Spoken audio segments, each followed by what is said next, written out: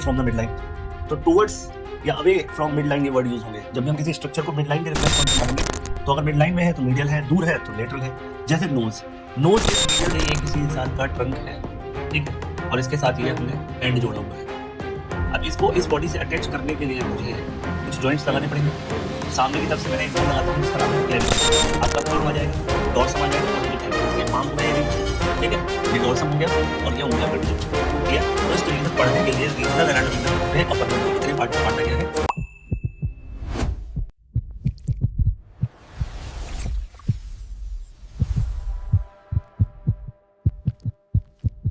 Hello everyone, तो अब हम शुरू करने वाले हैं अपना नेक्स्ट टॉपिक, अपना chapter 1 general handbook of anatomy में। उसमें अभी तक हमने डिस्कस किए हैं आपके एनाटॉमिकल प्लेन और पोजीशंस। तो अब मैं डिस्कस करने वाला हूं बेसिकली कंपैरेटिव एनाटॉमिकल टर्म। पहले हम जनरल टर्म देखेंगे, इसके बाद रीजनल देखेंगे, मतलब अपर लिम्ब के टर्म क्या है, लोअर लिम्ब के क्या है, ये सारी चीजें सब्सिक्वेंट वीडियोस में आपको देखने को मिलेंगी।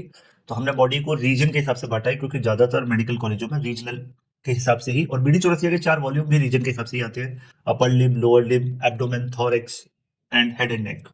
क्लियर? तो उसी के हिसाब से उसकी थोड़ी थोड़ी हम जनरल इंट्रोडक्शन देखेंगे कि कौन कौन से टर्म है जो उन बुक्स में यूज होने वाले हैं और उनका जनरल बैकग्राउंड क्या है, ठीक है।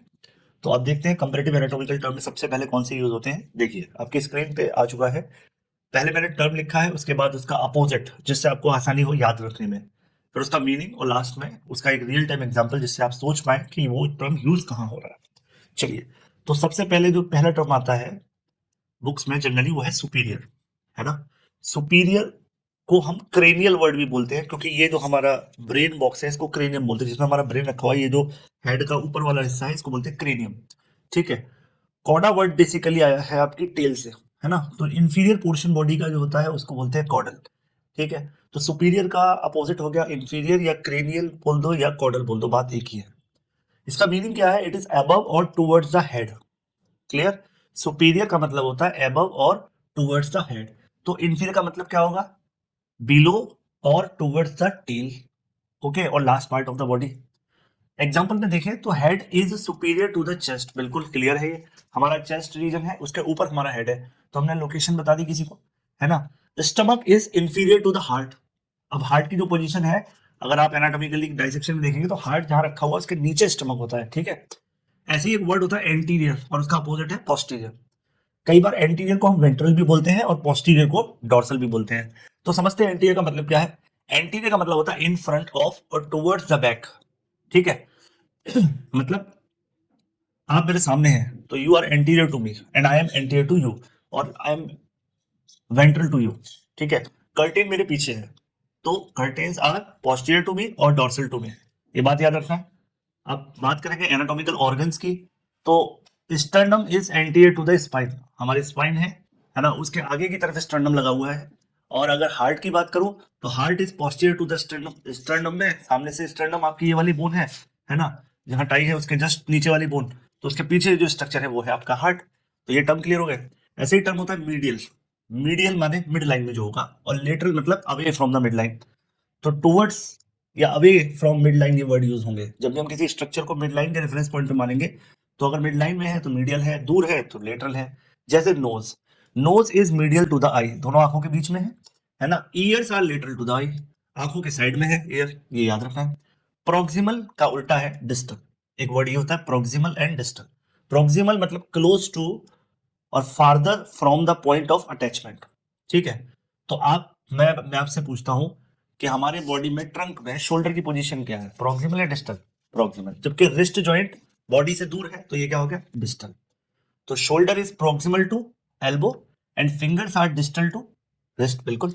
अगर ये रिस्ट है तो फिंगर इससे दूर है तो ये डिस्टल हो गया, ठीक है। अगर मैं इसको बताऊं shoulder, shoulder is proximal to elbow, तो अगर ये एल्बो है तो इससे ऊपर आपका, तो इसके मुकाबले इसकी पोजीशन क्या है? प्रोक्सिमल। इस एल्बो के मुकाबले रिस्ट की पोजीशन क्या है? डिस्टल। और रिस्ट के मुकाबले उंगलियों की पोजीशन क्या है? डिस्टल। क्लियर? तो जो चीज बॉडी से दूर है, मतलब मिड लाइन से दूर है, वो डिस्टल, और जो पास है वो प्रोक्सिमल। एक वर्ड होता है सुपरफिशियल। सुपरफिशियल का मतलब एक्सटर्नल। एक होता है डीप, मतलब इंटरनल, क्लोज टू और फार्दर फ्रॉम द सरफेस, ठीक है।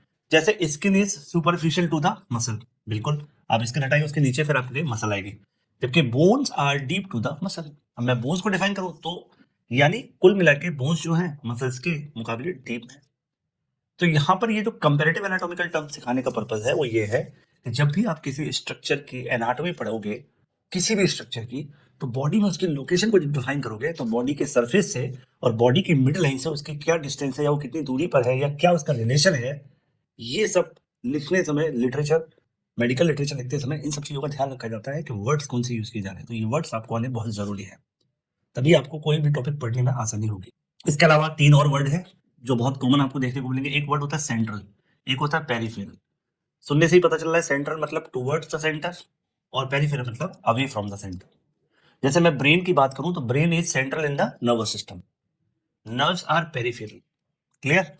तो हमारा जो ब्रेन है वो कहाँ है? बोनी कवरिंग के अंदर बंद है। मान लीजिए ये हेड है और हेड के अंदर ये ब्रेन रखा हुआ है, ये वर्टिब्रल कॉलम है, इसके अंदर स्पाइनल कॉर्ड है, लेकिन जो भी नर्व्स इससे बाहर निकल रही हैं, क्लियर, ये सब इनको हम बोलते हैं पेरिफेरल।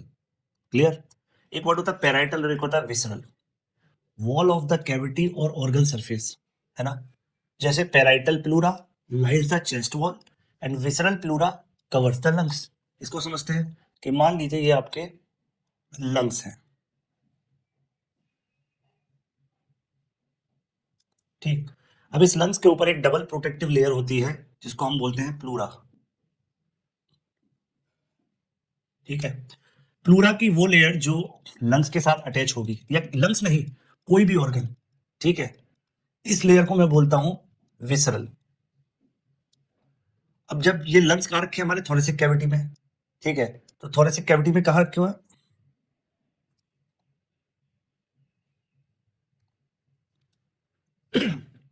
तो लंग्स हमारे कहाँ रखे हुए हैं? ये हमारी रिब्स हो गई। क्रॉस सेक्शन निकालेंगे तो ऐसे करके रिब्स लगी हुई है, ठीक है। तो रिब्स को कट करने के बाद जो पोर्शन रिब्स के साथ अटैच रहेगा या बाहर की बॉडी वॉल के साथ अटैच रहेगा, इस वाली लेयर को हम बोलेंगे आपका पैराइटल लेयर, ठीक है। तो बॉडी वॉल कौन बना रहा है? बॉडी वॉल बना रही है रिब्स और इंटरकोस्टल मसल। इनके साथ जो पोजीशन अटैच है किसी भी मेम्ब्रेन की उसको बोलते हैं पैराइटल। अच्छा, ये चीज आपका हार्ट में भी है। हार्ट की कैविटी का नाम है पेरिकार्डियम। पेरिकार्डियम भी दो होते हैं, विसरल पेरिकार्डियम, पैराइटल पेरिकार्डियम, ठीक है। पैराइटल पेरिकार्डियम फाइब्रस पेरिकार्डियम के साथ फ्यूज हो जाता है तो वो एक आउटर लेयर हो गई, और जो विसरल पेरिकार्डियम है वो आपकी सो कॉल्ड एपिकार्डियम या कहते हैं outer most layer of the muscle, उसके साथ फ्यूज हो जाता है तो उसको बोल देते हैं हम विसरल। तो जो मेन ऑर्गन सॉफ्ट ऑर्गन के साथ जो लेयर अटैच रहेगी उसको विसरल, और जो दूर रहेगी उसको पैराइटल, और इनके बीच में जनरली कैविटी मिलती है, जैसे लंग्स के केस में प्लूरल कैविटी, हार्ट के केस में पेरिकार्डियल कैविटी। क्लियर? ये सारे टर्म्स आपको देखने हैं। एक टर्म्स है आपका इप्सिलेटरल और दूसरा है कॉन्ट्रालेटरल। इप्सिलेटरल मतलब सेम साइड और कॉन्ट्रा मतलब अपोजिट साइड। जैसे राइट हैंड, राइट लेग, ये एक दूसरे के क्या है? इप्सिलेटरल। राइट आई मतलब एक सेम साइड पर रहने वाले ऑर्गन। जबकि अगर मैं बात करूं कि मेरे राइट हैंड से लेफ्ट हैंड को मिलाया तो ये क्या है? कॉन्ट्रालेटरल रिलेशन, ठीक है। तो राइट हैंड लेफ्ट लेग, यानी मैं राइट हैंड को बता रहा हूँ इसका रिलेशन किससे बता रहा हूँ? लेफ्ट लेग के साथ, तो वहां पे मैं कौन सी पोजीशन बताऊंगा? कॉन्ट्रालेटरल, ठीक है। जनरली एप्सिलेटरल कॉन्ट्रालेटरल आपको कब वर्ड सुनेंगे? जब आप नर्वस सिस्टम के डिसऑर्डर्स पढ़ेंगे। पैरालिसिस, है ना, कई बार पैरालिसिस हो जाता है सेम साइड का, है ना। कई बार हो जाता है कि भाई कोई एक, इस हाथ में प्रॉब्लम आ गई और इस वाले पैर में प्रॉब्लम आ गई, तो ये कॉन्ट्रालेटरल इफेक्ट हो गया, ठीक है। बॉडी में इस चीजों को याद रखना है आपको। तो इप्सिलेटरल और contralateral word I hope clear हो गए होंगे। तो ये बहुत कॉमन कंपैरेटिव टर्म्स थे जो हमने ये 10-12 टर्म्स देखे हैं अभी, इनको आप अच्छे से बार बार रिपीट करके देखिए। चलिए अब नेक्स्ट देखते हैं हम। अब जो मैं डिस्कस करने वाला हूँ एनाटॉमिकल टर्म, वो एक स्पेसिफिक रीजन के हैं। मतलब पहले मैं बताऊंगा केवल हैंड के, मतलब पूरे हाथ में कहाँ कहाँ क्या क्या वर्ड्स यूज होते हैं। तो जब उसके आप अपर लिम्ब या हाथ की पूरी एनाटॉमी पढ़ेंगे तो उसको पढ़ते समय आपको वो सारे टर्म्स मिलेंगे उस बुक में। जब आप उसकी डिटेल बुक पढ़ोगे ग्रॉस एनाटॉमी की तो वो सारे टर्म्स आपको वहां मिलेंगे। तो यहाँ मैं आपको बेसिक आइडिया दूंगा कि जब आप उनको पढ़ेंगे तो वो सारे वर्ड्स आपके क्लियर हो जाए। क्लियर? चलिए, तो अब हम पहले डिस्कस करते हैं anatomical terms related to upper limb. देखिए, अपर लिम्ब जो है उसको हम और क्या बोल सकते हैं? हमारी सुपीरियर एक्सट्रीमिटी, क्योंकि बॉडी के रिलेशन में सबसे, अगर लिम्स की मैं बात करूं, हमारे पास 4 लिम्स हैं, ठीक है, 2 अपर 2 लोअर। तो अपर लिम्ब को हम बोलते हैं सुपीरियर, और कई जगह इसको सुपेक्स भी बोलते हैं पढ़ाते समय एनाटॉमी के टीचर, कि अभी हम पहले सिलेबस में किसको कवर करेंगे? सुपेक्स, है ना। तो सुपेक्स मतलब सुपीरियर एक्सट्रीमिटी। इसकी शुरुआत कहां से होती है? शोल्डर से। शोल्डर से बाद आर्म की study, then forearm, then hand. Clear? और मैंने आपको बोला था कुछ लैटिन वर्ड, कुछ ग्रीक वर्ड भी यूज होंगे एनाटॉमी में। तो आर्म के लिए वर्ड यूज होता है ब्रैकियम, फोर आर्म के लिए एंटी ब्रैकियम, और हैंड के लिए मानुस। ठीक है, manus, antebrachium, brachium word. And this upper limb is attached to the trunk at pectoral और शोल्डर गर्डल। ठीक है, शोल्डर रीजन में क्या बनती है? Shoulder girdle. शोल्डर गर्डल क्यों? कि मान लीजिए ये किसी इंसान का ट्रंक है, ठीक है, और इसके साथ ये हमने हैंड जोड़ा हुआ है। अब इसको इस बॉडी से अटैच करने के लिए मुझे कुछ जॉइंट्स लगाने पड़ेंगे। तो सामने की तरफ से मैंने एक बोन लगाता हूं जिसका नाम है क्लेविकल, और पीछे की तरफ से एक ट्रायंगुलर बोन लगाता हूं जिसका नाम है स्कैपुला। और आपकी जो इस पूरे अपर लिम्ब की मेन बोन है वो है ह्यूमरस। ये तीनों मिलके एक कॉम्प्लेक्स बनाते हैं जो अटैचमेंट प्रोवाइड करते हैं इस थोरेक्स के साथ। इसी को बोलते हैं शोल्डर गर्डल। ठीक है, और यही चीज हम लोअर लिम्ब के लिए बोलते हैं पेक्टोरल गर्डल, जहां हमारी दोनों टांगे हमारे ट्रंक के साथ जुड़ती हैं। ठीक है, हिप रीजन पर, उस जगह को बोलते हैं हम पेल्विक रीजन। क्लियर? चलिए, तो ये आपको चारों टर्म्स क्लियर हो गए कि अपर लिम्ब में आपको एनाटॉमी भी इसी हिसाब से, एनाटॉमी की जो ग्रॉस एनाटॉमी की बुक है पीडी चौरसिया वॉल्यूम 1, उसमें जो चैप्टर्स हैं वो इसी सीरीज में है। पहले आप शोल्डर के बारे में, शोल्डर के जॉइंट, शोल्डर की मसल, शोल्डर की नर्व सप्लाई, ब्लड सप्लाई, ये सब पढ़ेंगे। फिर आर्म की, फिर फोर आर्म की, फिर हैंड की। तो पूरा फर्स्ट जो वॉल्यूम 1 है उसमें इन्हीं चार कॉम्प्लेक्सेस के अंदर आपको सारी चीजें डिफाइन की गई है। इसके बाद अब रीजनल में कैसे कैसे बांटा गया है, ठीक है, और इन्हीं नाम से जब आप वॉल्यूम 1 पढ़ेंगे ना, तो इन्हीं नामों से आपको चैप्टर्स भी मिलेंगे उसमें। तो बेसिकली अपर लिम्ब को हम टोटल 7 रीजन में बांट देते हैं। Shoulder region, axilla, arm, elbow, four arm, wrist, hand.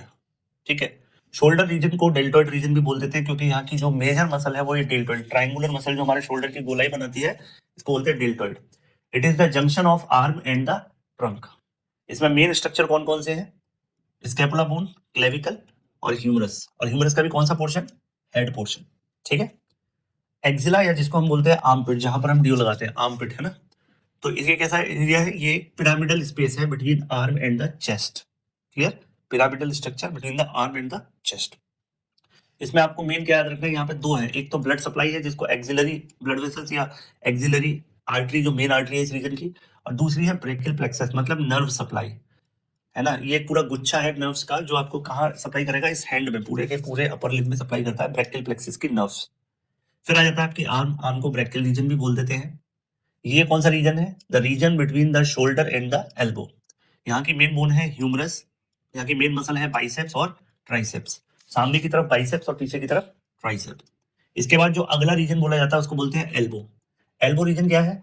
Arm और फोर आर्म के बीच में जो जॉइंट बन रहा है, मान लीजिए ये ह्यूमरस है और ये रेडियस अल्ना है, इनके बीच में जो रीजन बनना है जॉइंट, उसको मैं बोलता हूँ एल्बो। ठीक है, तो इसको क्यूबाइटल रीजन भी बोलते हैं। और यहाँ पे ट्रायंगुलर रीजन बनता है जहाँ जनरली सिरिंज वगैरह, इंजेक्शन वगैरह लगते हैं, यहाँ से इंजेक्शन से ब्लड निकाला जाता है, उस रीजन को बोलते हैं क्यूबाइटल रीजन या क्यूबाइटल फोसा। अभी और डिटेल में हम आगे रीजनल में पढ़ेंगे। ठीक है, यहाँ की मेन स्ट्रक्चर है ऑलिक्रोनल प्रोसेस और क्यूबाइटल फोसा। ठीक है, ऑलिक्रोनल प्रोसेस एक बोनी लैंडमार्क है, ये बोन का पार्ट है। ठीक है, फोर आर्म या एंटी ब्रेकियल रीजन जिसको बोलते हैं, ये एल्बो और रिस्ट के बीच का रीजन है। ठीक है, फोर आर्म का दूसरा नाम क्या हो सकता है? Antebrachial region. यहाँ पे आप देखेंगे रेडियस, अल्ना और फ्लेक्सर और एक्सटेंशन मसल है। ठीक है, जो ये सामने की मसल्स हैं हैंड की, उसको बोलते हैं फ्लेक्सर, और पीछे की मसल को बोलते हैं एक्सटेंशन। और यहाँ की दो बोन कौन सी है? रेडियस और अल्ना।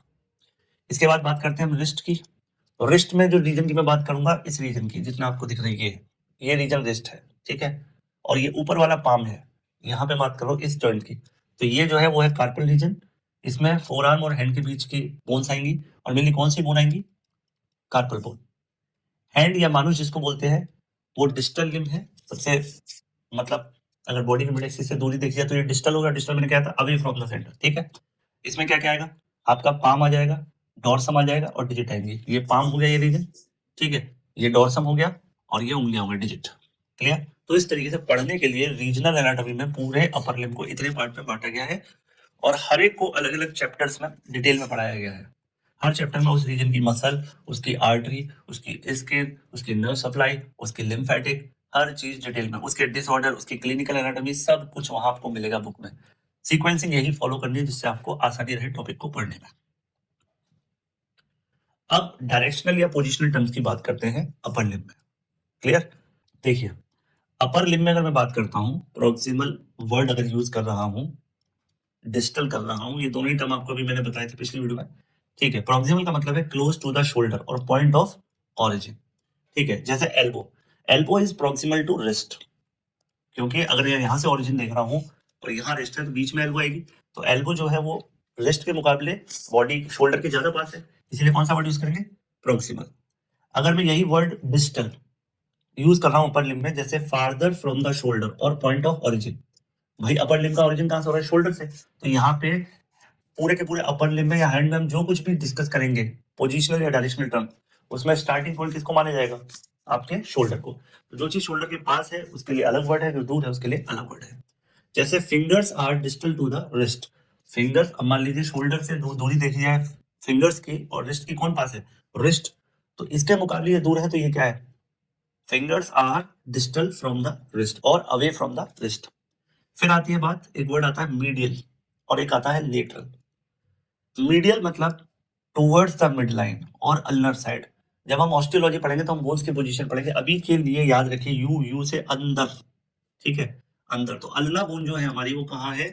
टुवर्ड्स द ट्रंक, है ना, हमारे ट्रंक रीजन से जुड़ती है ये एनाटॉमिकल पोजीशन में। इंपॉर्टेंट बात क्या है? एनाटॉमिकल पोजीशन में, क्योंकि हम इस तरीके से खड़े होते थे हाथ को सामने की तरफ खोल के, तो जो अंदर वाला बॉर्डर वाली बोन है उसको मैं बोलता हूँ अंदर, तो मीडियल साइड में तो इसके लिए मीडियल। ठीक है, तो इसलिए आपके एग्जाम्पल में मैंने देखा है, यहाँ पर एग्जाम्पल आप नोटिस करें कि little finger is on the ulnar side, बिल्कुल सही बात है, ये हमारी लिटिल फिंगर है, ये किस साइड में है? अल्नर साइड में। लेटरल की मैं बात करूं या रेडियल की बात करूं, तो ये है away from the midline और towards the radial side. Thumb is on the radial side, बिल्कुल ये वाली जो बोन है एनाटॉमिकल पोजीशन में बाहर वाली, यहां देख पा रहे हो आप, ये थंब की साइड में, तो रेडियस है। इसके बाद है नेक्स्ट टर्म एंटीरियर। एंटीरियर का मतलब, मैं फिर बोल रहा हूँ बार बार, एनाटॉमिकल पोजीशन को ही सोचिए कि बंदा ऐसे खड़ा हुआ है एनाटॉमिकल पोजीशन में, तब आप उसकी हर हैंड को डिफाइन कर रहे हैं, और जब उस पोजीशन में आप हैंड को डिफाइन करेंगे तो सरफेस वगैरह आपको कभी कंफ्यूज नहीं करेंगे। तो एंटीरियर एस्पेक्ट बोल दीजिए अपर लिम्ब का, या वोलर एस्पेक्ट बोल दीजिए, या पाल्मर एस्पेक्ट बोल दीजिए। ठीक है, तो इसका क्या मतलब होता है? फ्रंट साइड इन एनाटॉमिकल पोजीशन। देखिए बिल्कुल यही बात बोली गई है। अब जब आप हाथ खोलकर सामने की तरफ खड़े होंगे एनाटॉमिकल पोजीशन में, तो आपकी जो रिस्ट है वो सामने की तरफ होगी, है ना, आपकी जो पाम है वो सामने की तरफ होगी, तो आपके हाथ की ये पोजीशन कौन सी हो गई? एंटीरियर, ये पोजीशन। तो बाइसेप्स कैसी मसल है? एंटीरियर। और ट्राइसेप्स कैसी है? ट्राइसेप्स आपकी कैसी मसल है? पोस्टीरियर। ठीक है, इसके बाद पाम इज द वोलर और पाल्मर सरफेस, बिल्कुल सही बात है। पोस्टीरियर या मैं डोर्सल वर्ड यूज करता हूं, तो ये किसके लिए यूज करता हूं? बैक साइड के लिए, हाथ के पीछे की तरफ। ठीक है, back of the hand is called dorsal surface. Superficial की अगर मैं बात करूं यानी नियर द सरफेस, तो आप देखेंगे हाथ में हमें जो सबसे प्रोमिनेंट स्ट्रक्चर दिखता है तो वो वेन दिखती है, क्योंकि वेन कैसी होती है? सुपरफिशियल, नीली नीली धारी दिखती है ना, नीली नीली लाइनिंग दिखते हैं ब्लू कलर की, है ना, आपको ब्लू कलर की लाइनिंग्स अपने हाथ पे दिखेंगी। क्यों है? क्योंकि वेन्स जो है वो सुपरफिशियल है, जबकि आर्टरी डीप होती है, वो दिखती नहीं, वो फील होती है ना। डीप में क्या है? अवे फ्रॉम द सरफेस, यानी deep arteries like radial artery. जब यहाँ पे आप पल्स चेक करेंगे यहाँ पर दबाकर, तो आपको फील हो रही है, तो वो है आपकी रेडियल आर्टरी। क्लियर? तो आई होप ये वर्ड्स आपको क्लियर हुए होंगे। अब टर्म्स रिलेटेड टू पर्टिकुलरली हाथ से रिलेटेड, केवल इतने पोर्शन से रिलेटेड, तो यहाँ देखिए टर्म बिल्कुल आपको क्लियर हो चुके हैं ऑलरेडी। पाल्मर सरफेस मतलब ये वाला सरफेस, इसको हम एंटीरियर सरफेस भी बोल सकते हैं या फ्लेक्स, है ना, हम जॉइंट्स के सरफेस एरिया को कम कर रहे हैं, तो ये क्या हो गया? फ्लेक्सर। तो इसीलिए इसका दूसरा नाम क्या है? एंटीरियर और flexor surface of the head in anatomical position. Dorsal surface, posterior, ये वाला सरफेस, तो उंगलियां खुल रही है तो ये क्या हो रहा है? एक्सटेंशन। ये कौन सा मूवमेंट है? एक्सटेंशन। और ये फ्लेक्शन। तो फिंगर्स के रेफरेंस में देखूंगा ये फ्लेक्शन है और ये एक्सटेंशन है, तो इसको हम एक्सटेंशन सरफेस भी बोल सकते हैं। Digit, fingers 1 to 5, thumb to little, 1 2 3 4 5, 1 से लेकर 5 तक रोमन नंबर में जो लिखी है, तो ये फर्स्ट है जिसको थंब बोलते हैं और लास्ट वाले को लिटिल फिंगर बोलते हैं। इनके लिए वर्ड हम क्या कहते हैं? डिजिट्स। थिनार, थिनार मतलब region at the base of thumb, ये जो प्रोमिनेंस होती है हाथ में, ये वाला रीजन, ये, ठीक है, इसको बोलते हैं थिनार, और इसको बोलते हैं हाइपोथिनार। लिटिल फिंगर के बेस में जितना भी ये रीजन है हाइपोथिनार रीजन, और ये है थिनार रीजन। तो region at the base of thumb is thenar and region at the base of little finger is hypothinar. Clear? ऐसे ही वर्ड है इंटरडिजिट और वेब स्पेस, उंगलियों के बीच का एरिया। ठीक है, ये है इंटरडिजिट, तो space between the fingers is called interdigit, और वेब स्पेस, वेब ये वाला जो एरिया, ठीक है?